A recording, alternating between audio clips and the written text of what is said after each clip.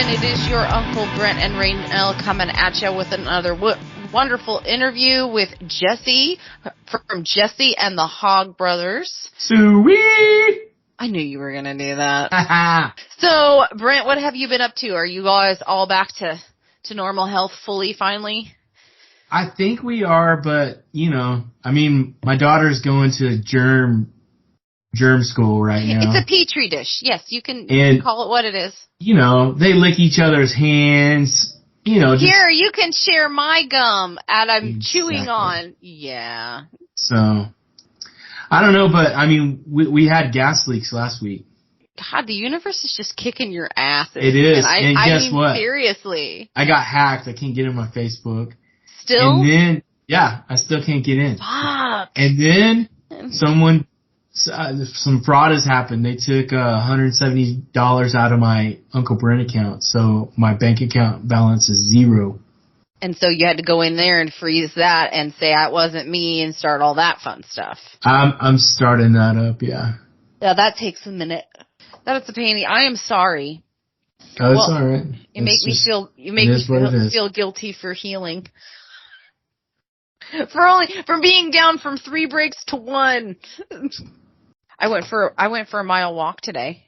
Yeah, how'd it go? It hurt. Was it a hobble or was it a walk? Yeah, it was a walk. The first walk I did was like half a mile, and that was like 3 days ago, and that was a straight up hobble. Like, it was so frustrating that I just gave up and went back home. And then like halfway to back home, I was like, this is some bullshit, a fucking toe. Man, and then he said to take the tape off, and dude, I took the tape off, and now my toe is like, here's the 3 toes, and then here's the other toe. It's just hanging to the right, just hanging. Maybe you just need to leave that tape on. He said to take it off, but I think I'm gonna put it on when I'm doing a lot of walking, or like when I'm at work, because I'm like it is not that. There's a gap between toes like this. It's gross. But I can't complain because my kid's not sick, knock on wood. So that's it. I'm really excited about this interview. Yeah, it'll be good. It's fun. Through a friend of a friend's nice storytelling, funny music, and that's going to make us happy. Texas cowpunk. Loving it.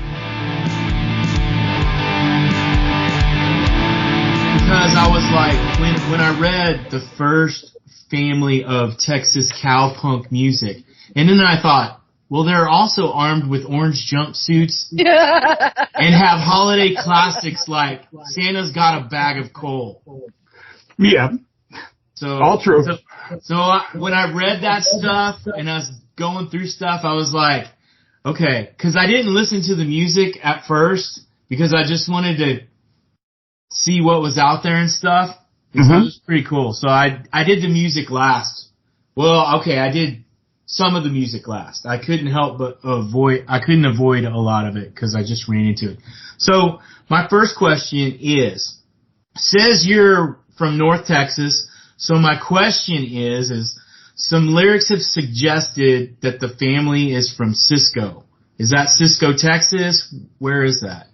No, but Cisco, Texas is the city we refer to in the songs. But the band, we started out in Bosque County. Okay. And from there, we basically, we grew up in Bosque County. We grew up with Pappy. In fact, he may even walk in any second because he'll walk in my house anytime. He's the patriarch of the Hogg family, and basically he taught us how to play and everything else. So, he's probably the biggest musical influence on me and the band is the fact that when we were all coming up, we used to all be at Pappy's, and I lived at Pappy's because my father had passed away, so Pappy had taken me in. So I grew up with his kids, and it's been a family band and lots of fun. And so our roots are in Texas, but obviously I don't have an accent, and people remind me of that every time I'm in Texas, but I was born there. But unlike some people who got there as quick as they can, I had no choice. Pappy married a Yankee woman, and moved up to New England, and I went with the package. And so that's why my accent is what it is. It is what it is. I remember one time, because we do that song "Don't Mess with Texas," and it happened to say we were at a club in Austin, the old Headhunters, or whatever it became. We were there. They were actually under a change. They were with that bar save program. And so I was there, and they were about to change the name, and I was talking to Looney there, and he told me, he goes, and as soon as these guys leave, we're going to turn it back to Headhunters. But I think it was called Leather and Lace or whatever, but that's the last time we played in that building. And, yeah, I mean, so I basically said to the crowd, any Yankees here? And Looney, who's the bartender and manager there, screams out, yeah, you. And it was it's always funny to hear. You know, I've had many people, and then I just say, oh, well, where were you born? And well, they weren't born in Texas, so I says, I don't know who's more Texan, and I didn't know there's a place to measure for it, but let me know where it is and I'll go. But I love Texas. I love all parts of the country. I enjoy being in this band, and the luxury it's given me to meet all different types of people. I mean, it's just been great. We play in front of any type of audience, and our favorite place to play will be back there in November. We'll be playing at the Shrine in Harlem in New York City, and that's probably our favorite bar to play. The music there is so diverse, you don't know what you're going to play with or what's going to come after you. And it truly is a world music venue. I mean, we saw a guy, he was playing a gourd. Literally a gourd, and it was huge, and it sounded like a harp. So you said you guys are a family band. How did it get started? Well, Neil, who I grew up with Neil Hogg, and we basically went our separate ways musically. I decided to go into a cover band, and since I was up north, I was in a cover band, and we called it the same exact name, Jesse and the Hogg Brothers. And I had all people that I was not related to except for Pappy in the band. And we played country covers. We played all over the place. And, but we were a cover band. And then when that ended in like 2007 or 8, around then, I went back to Texas. And Neil had just moved back from LA, and he was in Texas. He was in Hearst. And he said to me, hey, did you ever record those songs we wrote? And of course the answer is no. Why would I record songs I wrote with him with somebody else? And so next thing you know, he's got a studio down there, and we recorded what ended up being our first 2 albums over about, from like 2007 to about 2009 and we put them both out like within 30 days of each other, because they were all from the same recording sessions. Nice. And we didn't think anything was going to come of it. We recorded those songs for our personal satisfaction. We got a lot of different family members to participate. So when people look at the credits on all our stuff, they say, well, how many people really are in the band? When we come out and play live, you may see 4 or 5 of us. I mean, there may be 8 of us, but that's a rare occasion, and usually a big outdoor event festival type thing when, you know, we coordinate and get everybody there. But most of the time, it's just who's available to be able to play the show. And a lot of it's logistics. So I do have a couple band members in Texas, Kenny Hogg, and also got, Neil still lives in Texas. I'm here now in the Louisville area in Kentucky. And Pappy lives here. That's why I moved here. And, he told me it was a great place to be, so I'm here too, and I'm really enjoying the Louisville scene is unbelievable. The amount of people that grew up playing bluegrass music or church music and learned to play an instrument at an extremely young age.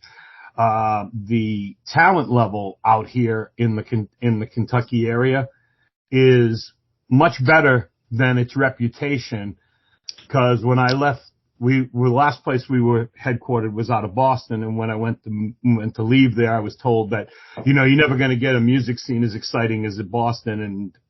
And in terms of quality of musicians, if you take Berkeley out of the equation, then basically Boston is not anywhere near what you can get. Because again, in Boston, you took up an instrument because you decided to do it maybe in high school or maybe a little earlier. You didn't have a choice in Kentucky. You were given an instrument and said, hey, you're a fiddle player. You're this. You're playing something. Or we all have family get-arounds. My father plays this. My mother plays this. My cousin, uncle. And it's just tremendous. In fact, we just played with a band recently, and what great pickers. I was just amazed. I mean, as much as they could sing and harmonize, I was just blown away with how fast they could pick. Yeah, there's good music. How would you describe your sound? We call it cowpunk, and what's funny is, and the guys joke, they say Jesse invented cowpunk until he found out that he didn't, and it's true.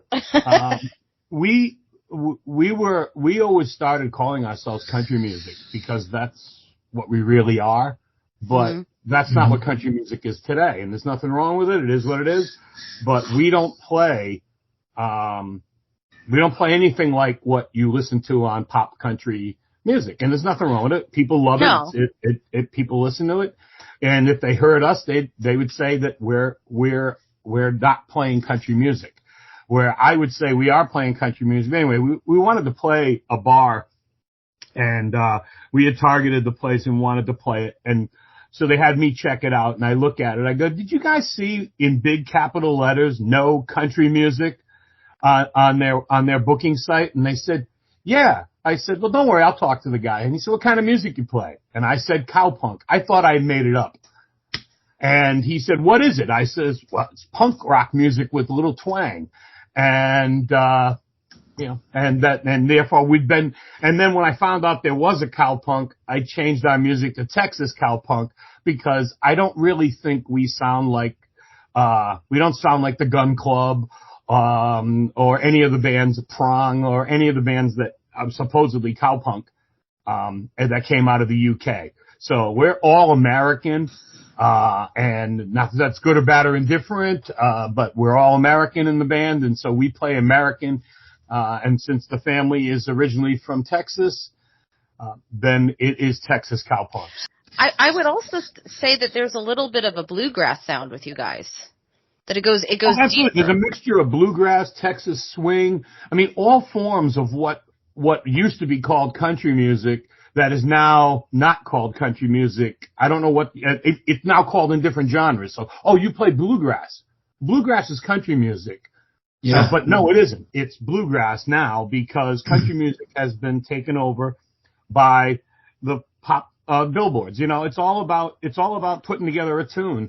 And that can sell, and I understand that. I mean, the business runs on money, and the record companies are still going to create music that, has the verse, chorus, the bridge and the bullet and all that stuff. I mean, that's important, but it's not what we're trying to do. We're trying to tell stories.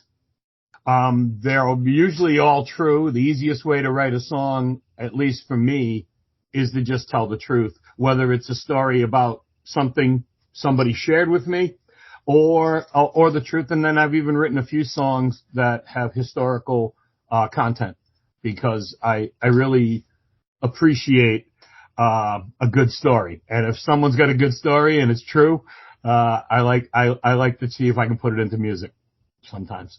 Yeah, when I saw it, I was expecting a little more of a metal slant to it. At least some distortion. So I was kind of shocked when I got in there and there wasn't distortion.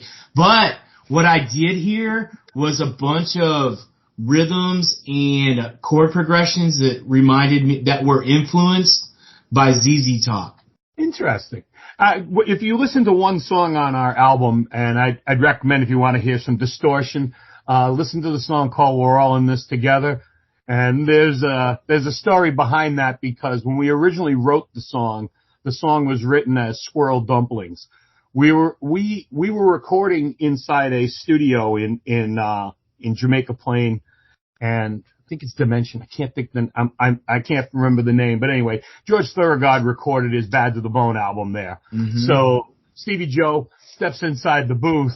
And in one of the booths, the isolation booth where he's going to play guitar, and the engineer says, that's the booth where Thorogood played on Bad to the Bone. He goes, so we call it the Bad to the Bone room.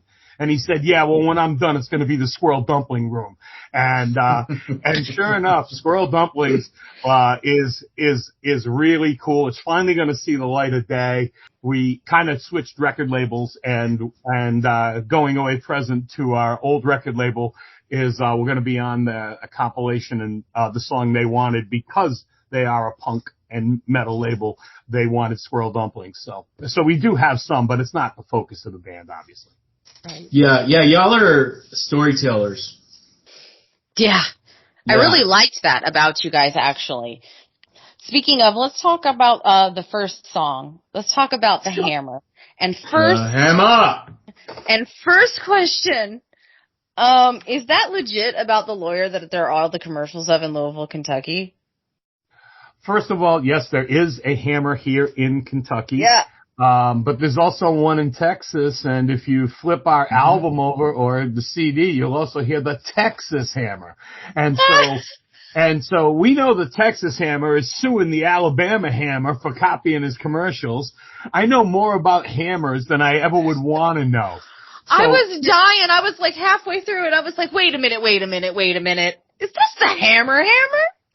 And are you getting paid for that? No. So here's the thing.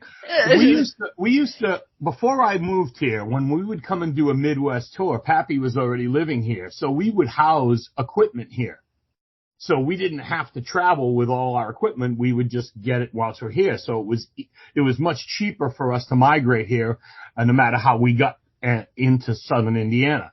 So where Pappy lives. And so when we went and did that, it just prompted us and allowed us to tour a lot. So it was really instrumental in the development of the band. But so I'm the one who will waste money. So I fly in. So I fly into Indy because it's cheaper to fly in, to Louisville. So I'm driving a car that I rented from there the first time, and I'm seeing all these signs for the hammer, one after another. Hammer. In fact, sometimes there's like 3 signs stacked together, and they're all the hammer. And it's great. And so I decided, after we counted 21 signs from the Indy airport to Louisville, there was 21 signs. And I said, we got to write a song about this. And well, we usually ends up as me. And so, I started doing more research like I always do before I write a song. And that's how I found out about all the other hammers and how they're this and they're that. And then I was going to try to do the song almost to poke fun at the hammer. And that was really my intent. Just like when I wrote Don't Mess with Texas, I really wanted to write Mess with Texas, but it wasn't funny. It wasn't any good. And so we changed it to Don't Mess with Texas. And the same with the hammer. Making fun of them really was not, it wasn't entertaining at all. There's enough people that are going to make fun of him because of he's famous anyway. So we just decided, let's make it positive. And then the song was born. And we have contacted Mr. Isaacs, and his publicity person told me, and again, I think they're great. I have no axe to grind, but Mr. Isaacs is not interested in partnering with your band, and so that's and I don't blame him. That's not his core business. Why would he care? You should have told him every superhero needs theme music. Well, I mean, he's also got, I think his son is writing a song about him right now, so I'm sure it'll be better than anything I could think of.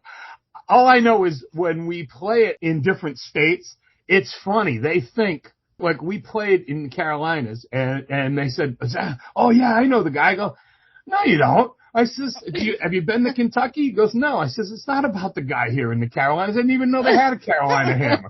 They go, well, he just started using it. I'm like, okay, great. Guy says, it's a pretty cool gimmick, and the Texas hammer, I think his commercials are the best. When he comes in with that giant sledgehammer and stops a train and stops a big giant truck like he's Thor, those are great. I like the music of the song too. The lyrics are funny, but it has a cool boogie woogie kind of feel to it. Yeah, we wanted the rockabilly on that one. Then in the verse, you kind of have like a bass harmony, which is kind of neat because you have the main vocals and then you have a bass harmony, which I thought was cool. And then in the I guess it's after the solo, you have this part where they just keep saying hammer, hammer, hammer, hammer. And I was like, oh my gosh, this could be influenced by AC/DC, Dirty Deeds, Dungeon Chief or something like that. And I was like, oh my gosh.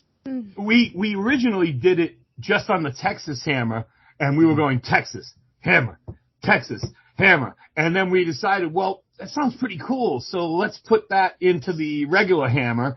And just like at the beginning of the song with I Got My Check, and at the end, or wherever we got it, I mean, that came after a while too. So, I mean, that song went through a few bits of, I don't know, we must have done about 8 versions before we were happy with it. And, you know, that's one that me, Kenny, and Neil wrote. And, you know, it was, Neil basically did very little on it, but the thing is, he's the one who put that bass in that you're talking about. He was the one that added that. So I didn't really give him any credit for it because, hey, Neil, that's the way it goes, you know. So it's me and Kenny. We're all the way. So the opening riff, I mean, this song is like really cool because it has that boogie kind of feel to it. And then in that one area, it has like AC/DC tonal qualities. And then some of the riffs sound just like what Billy Gibbons would play, which, but it's not rocked out like him. It's kind of like a smooth kind of thing where when he does his riffs, they're highly distorted and stuff like that. But the guy playing guitar on that, was that you or who was that? Well, I don't play it. I don't play guitar. I play this. So on the hammer, which is in G, I do this. And you can actually hear it on the recording. Yeah. It's a little xylophone. That's fantastic. That's the hoggophone. And I can put things in its mouth, you know, like if I have a kazoo, or sometimes I play this as well. Yeah, I saw you playing that in a video. And so sometimes he'll hang on to it for me. But those, I mean, I really do that just to more or less keep a beat. I got my jack.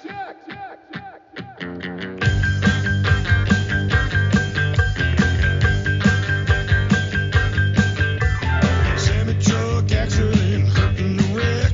Insurance office, you a itty bitty check. Don't go dialing so fast, talking scammer. If you want your money, just call the hammer. Well, everybody knows ham is made of metal. He takes the case, the other guy settle. Judge buys the hammer when he walks in, saying, "Please, Mr. Hammer, can the trial begin?" Well, slip and fall, dog bite, nursing home neglect, any medical device defect, serious injuries or wrongful death. Hold on a second, let me catch my breath. Well, everybody knows a ham is made of metal. He takes the case, the other guy settle. The judge by the hammer when he walks in, saying, "Please, Mr. Hammer, can the trial begin?"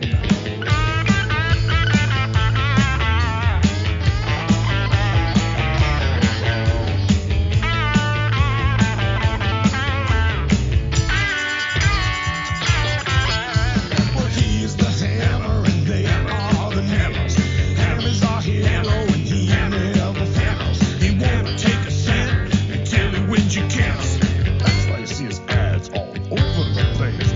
Well, everybody knows a ham is made of metal. He takes the case, the other guys settle. The judge got a hammer when he walks in, saying, "Please, Mr. Hammer, can the trial begin?" Yeah.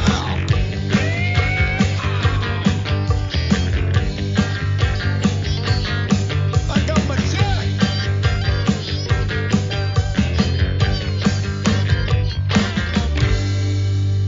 I got my jack.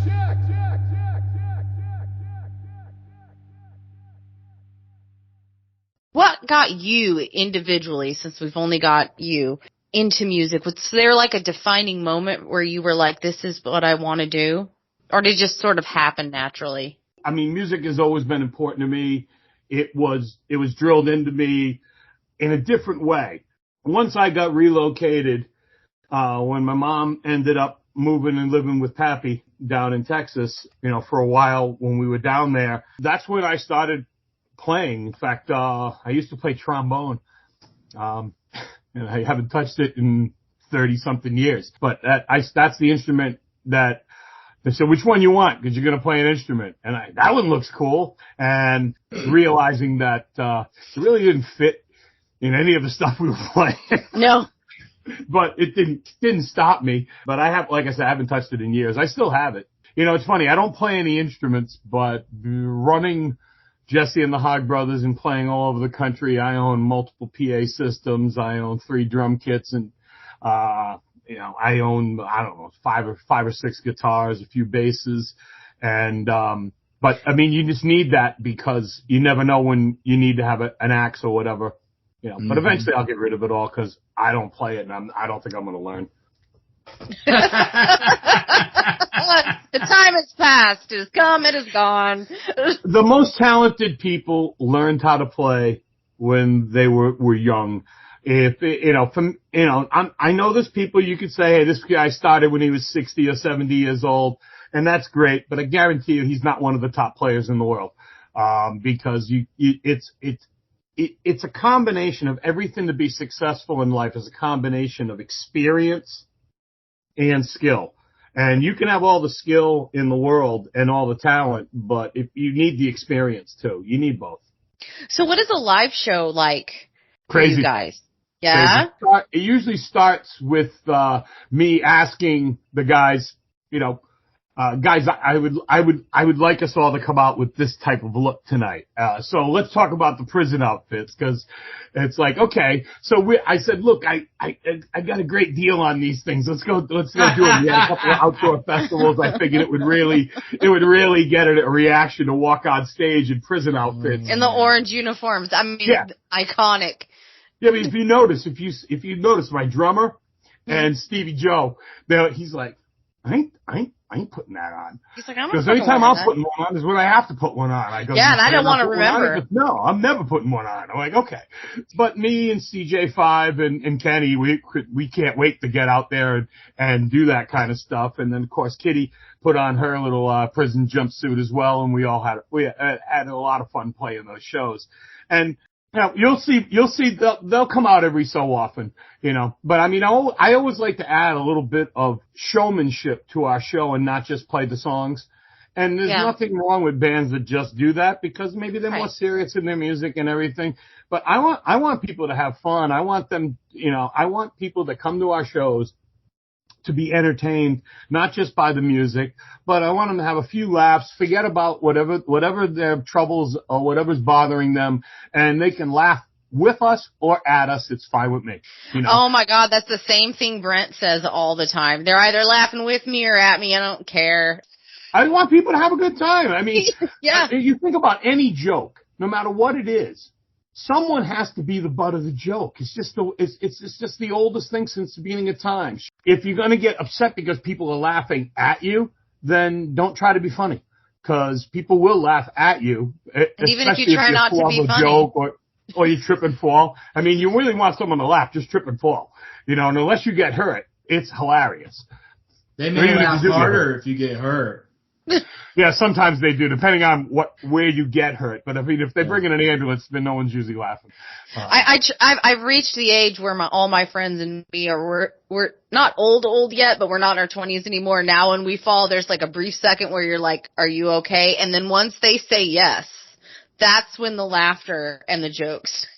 And I wish I could hold it back. I have burst into laughter, and then they said, "Gee, I'm sorry, I laughed," but I wasn't. I mean, I'm not sorry. You're not sorry. Don't. It was funny in the moment. I'm sorry. I didn't want anyone to get hurt. Did you see how you flew through the air? Exactly. If you saw yourself, or as people like to say, if you saw the look on your face, and it's like, yeah. So. So I'm a movie star now. So, yes, let's talk about that. Let's talk about Killer Chickens, because you touched on it a little. This right here, and again, it's let's see if there it is. That's the DVD. Cluck Cluck Productions. I'm sorry. It's It's really funny. You talk about, why, it was an advantage meeting all these hardcore punk metal bands because one of the guys who used to be in a death metal, band, and he now is producing movies and he has his own production company and so, I've known him and he contacted me and said, hey, we're doing this movie called Attack of the Killer Chickens. I'd like you guys to be in it, and I definitely want some of your music in it. And so I said, sure, what do you want to do? So we ended up, we had 2 shows scheduled in Harlem. There's 2 different clubs we play, the Shrine and Sylvana. And so we played one of the clubs the first night, and then in the afternoon, Saturday afternoon, we went near the Letterman Theater. And there's this building there where you can rent a room, and the room we were in was like a closet. It's tiny as hell. And that's where they did the kill shot of us. And then they came to our show and filmed our show at the Shrine. But in the meantime, we had to have the same clothes on because it's the same shoot. And we were already covered in gallons, or at least quarts, of that fake blood. And they're just pouring it. I'm like, you don't need that much. They go, no, you do. So here's how do you wash a shirt when you go into a New York controlled, sink? So the sink isn't very big. One shirt at a time, you press the faucet, it goes on, it turns off. You press it again, it goes on and off. And so I'm doing that. Oh my God. Everybody washed their shirts except for Cash. And so in the film, if you really were microing it, maybe you could see some blood on his shirt on the live show. But again, I didn't notice it, and I've seen the film at least 5 times now, probably more. Where can people buy it? It's available at Amazon. You can watch it on Vimeo or Amazon Prime. And right now on Prime, it's $2.99 versus $4.99. So to me, you should consume it at the cheapest rate. If you come to our shows, I can sell you a DVD, and I'll even autograph it, and it was a lot of fun. And what's beautiful about the movie is that it's got so much of our music. In fact, a new song debuts in the movie. It's called The Theme from Attack of the Killer Chickens, and it runs as the titles go up. But there's also other friends of ours that appeared on the soundtrack. So our friends out of Denmark, Cherry Bombs DK, are on there. They do a punk rock song on it. Our good friends out of Taylorville, Illinois, the Muscles, they do a song on it. And there's probably other bands I forgot, but I mean those are the 2 that are the most prominent that I remember that are on the soundtrack. So let's talk about Love Bucket. That seems very. At first, I was like, "Oh, this is a big woman-hating song," and then I listened to it again, and I was like, "Okay, this is all satire." So tell me about that. This is a love song. No, I mean this is a song about unconditional love. Okay. No, it's a song about my dream date. I mean, I was told that from every single relative I ever got married told me, don't be stupid like me and marry for love. Marry money. And of course I didn't listen to it either, but it's a great song. And since it is a good song. And since so many people, and put it this way, unfortunately, stereotype, and I'm sorry, you can send your hate to me on social networking, hate me all you want. But traditionally, women have been the ones that have been more or less accused of being gold digger, money grub, whatever. Okay, that's been in the movies, especially the old days. We even had a movie of all women called The Gold Diggers. Okay, so but the reality is, it's not 1960. It's 2022. And in 2022, it's fair game, and there's nothing wrong. I mean, just like on our first album, we recorded a song called I Want to Be Your House Husband. I mean, we're musicians. We don't want to work. We want to go up on stage. We want to play our instruments. And if a woman can afford a pet Hogg, or a pet Braintree, that's all good. I don't want to go to a day job. I will tell you, every time I meet a band, no matter how famous they are, first question out of my mouth, what's your day job? Because the oldest joke in the business, what do you call a musician without a day job? Broke. homeless. Yeah. And we actually had, at one point we had 2 homeless people in the band. It was very interesting. That's when you just need to go on tour. When you have a certain threshold and people don't have a home, that's just when you go on tour. Yeah, that's what, I mean, the couple guys I knew they could play, I had played with, I didn't realize they were both homeless, and I found out after they were in the band that, you know, I'm just dropping them off at a street corner. And, away we went. But then, you know, but we've graduated well past that. That was a different lifetime. My question about Love Buckets is, were the lyrics of this song based on, like, Your Mama's So Ugly jokes or anything like that? No, it was kind of like a different way to talk about house husband. Me,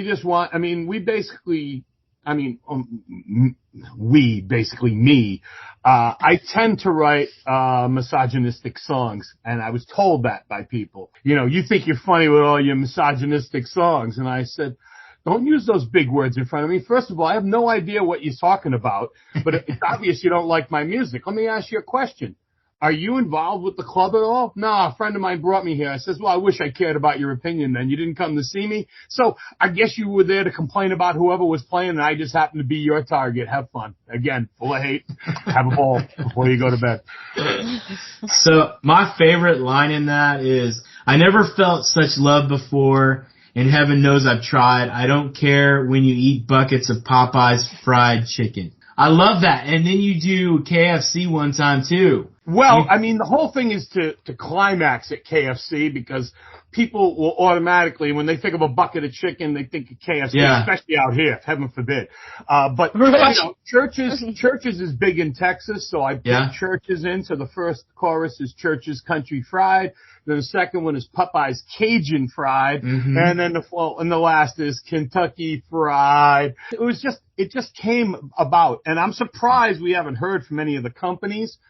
I was going to say that there's endorsement opportunities right there. Or please remove our stuff from your song, kind of like, they didn't want Coca-Cola on Lola. So they changed it to Cherry Cola.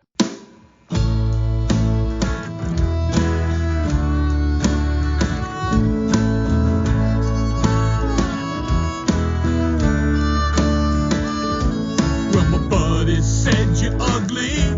Must have ran into a tree, but you look like $1 million to me.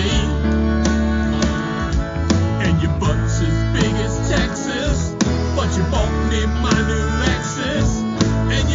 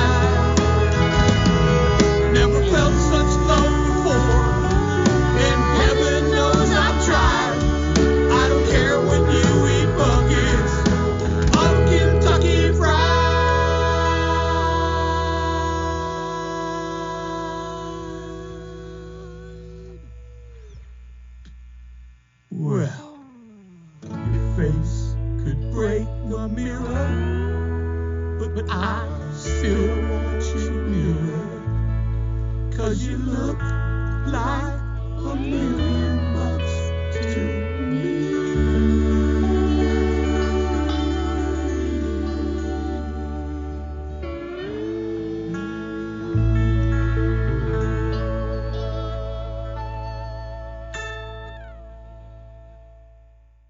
Are you guys playing anywhere live soon? Our very next gig, we're playing in Indianapolis on October 27th at a place called the Melody Inn. It's a super cool punk rock bar mostly, but we've played there a bunch of times, again, returning. And then a couple nights after that, we're going to be in Taylorville, Illinois, where you look at one side of the road, it's corn, the other side of the road is soybeans, it's flat.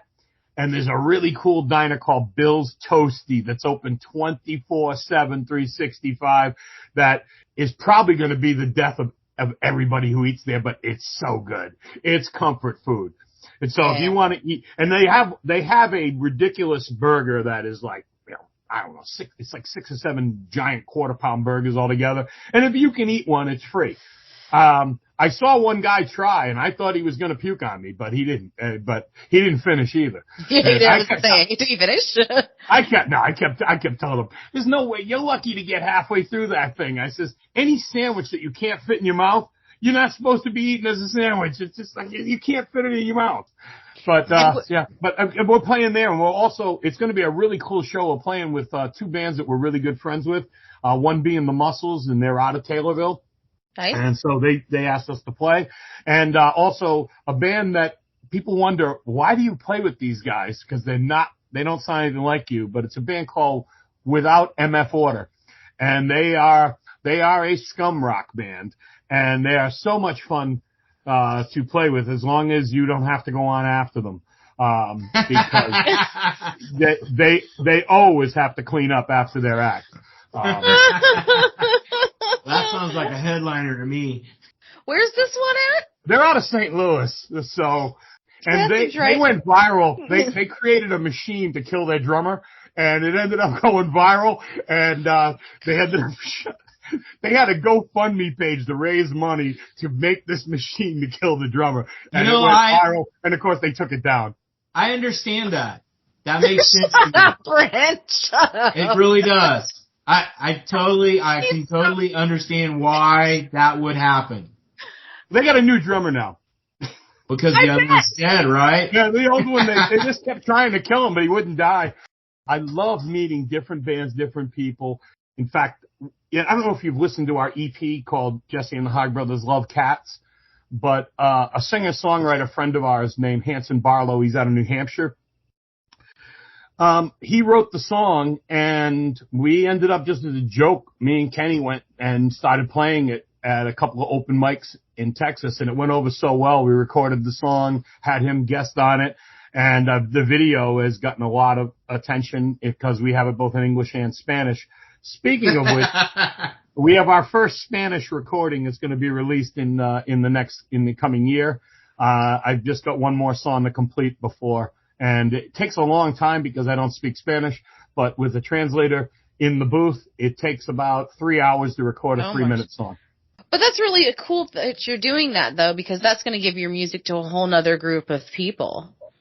It all started, we were after a gig, it's like 3 a.m, and we were at this hotel, and I'm talking to somebody on Facebook, and he's like, "Oh, you're Jesse," He goes, "I love your band." And I go, "You're from Argentina." I says, "There's no way you even know who we are." And we go back and forth, and then he ended up saying to me that, no, I'm really legit. And so I ended up writing a song. The first song I wrote was called Argentina. And it was funny because I said to him, "So what do you think of," I said, so he said to me, "When you're in Argentina, it's cows and horses." And so I went to bed that night thinking cows and horses, horses and cows, Argentina, and ended up being the chorus. And it's a really cool song. And then the one that I still got to finish recording is a story. In Southeast Texas, there's a ghost town. And there's a ghost story there that's really cool. It's called The Light of Saratoga. I don't know if you've heard about it. But there's different stories for why when you pull down this dirt road that used to be a lumber railroad line, and when you pull into that, they ripped the rails out years ago, and now it's just a dirt road. And as you drive down that dirt road, the sphere will appear at night, and it moves and disappears, comes back. And so there's a lot of theories, and obviously, and it was really funny. After I write the song, I end up watching a show on television, and they actually do why it's not real. And they ended up proving what the light is. But I like stories, and the stories were better than hearing the scientific reason it happened. One last question. Where can people find your music? Where can they purchase it? Where can they listen to you? Well, you can get our music any place that sells music, downloads music, streams music. I mean, today people don't really buy music, so I'd say go to Spotify and listen to us. If you're an Amazon Music person, a YouTube person, you can check us out that way. You don't even have to spend any money. But if you're one of the people like me who likes physical media, then you can buy our stuff. Our entire catalog is available, at Amazon and other retailers, and we do have one vinyl album, and that's called Get Hammered. We have Get Hammered also on CD. And then we have a bunch of other releases all just on CD. But we did put Get Hammered on LP, and it's a beautiful gatefold sleeve, and nice. I just wanted to do an old school album. Yeah, I like vinyl too. The lyrics and all that great stuff. Yeah, you can hold it and then open it. It's nice. It's really nice. I think we sell more of them to autograph them than we do to actually people to listen to them, but I don't know. I'm hoping people listen to it when they buy it. But when they come to the merch table, they'll pick up the album and go, "I'll buy this if you sign it." No, okay. I'll sign. Yeah. I'll sign your shirt for free. Never watch. But if you're going to buy something, I'm not going to stop you. I'm going to encourage it. Yep. Absolutely. That it is. Oh, by the way, I do have a couple of chickens. And little rubber chicken. I usually bring when we plan on using those in a future show when we actually start playing the theme from the Killer Chicken movie, because are you going to use them? Are you going to throw them out to the audience, or are you going to squeeze them for the sound? We'll just have them up and use it as an intro to the song. We may throw them out to the crowd, but the thing is, I'd be afraid somebody would put them near children, because this thing it says right on it, do not put this near your ear and squeeze it. It'll blow your eardrum out. Oh my gosh, yeah, no. Yeah, you don't want I got them cheap. That. They were in a big bin and they were cheap. Why? Because they all have warnings all over them. Not for children. It's like, how many adults need one of these? Obviously I do. It's parents that need them. Yeah. Yeah. Y'all are really doing some cool stuff, especially the funny stuff, because I appreciate that, because it's hard to write a song that's actually funny and doesn't still be good. Yeah, and doesn't offend everyone. So I think I've had my face spots at shows, and I've been told I've listened to some major criticism, but most of the time I was like, why did you come? It's like, I mean, that's really why are you here? You're not here for fun? Go away. And it's even worse when it's a club owner and they're going, well, aren't you going to play covers? It's like, no. Did you hear any covers in the press kit? No. Good. Because we don't play them. There's nothing wrong with them, but if you wanted a cover band, you shouldn't have hired us. That was a dumb move on your part, but that's okay. It's all love. It's all love. It's cool that y'all are original too. That's another thing. We like that. Well, you're coming in at a good time to listen to us. I mean, I love our first two albums, White Trash Meth Lab and Working for Yankee Money. They're great albums, but Get Hammered is such a, the amount of work and the amount of contributors, it is really what I want us to sound like, and we don't sound like that live. That is the optimal sound. Whereas when you see us live, we're going to sound like our Live in Harlem album, Okay. And, okay. But the thing is, my belief is you should always sound better in the studio, because you have the chance to fix anything that you did, where when you play live, there's going to be a mistake that, and no one's going to put me on American Idol. I don't have that kind of voice. but the majority of the songs are written by me and Neil. Me and Kenny have written the majority for the upcoming album, including the chicken song. And I'm starting to write songs with Stevie Joe. Stevie only had written one song before, Stevie Joe's Christmas, which is on our Rusty Love Christmas CD. Mm-hmm. And he's now got an interest in writing more songs, so you're going to be looking for some really cool material coming from collaborating with Stevie Joe. Wonderful. Thank you so much for being on the show. I look forward to meeting you guys in person when I'm in Texas. Absolutely.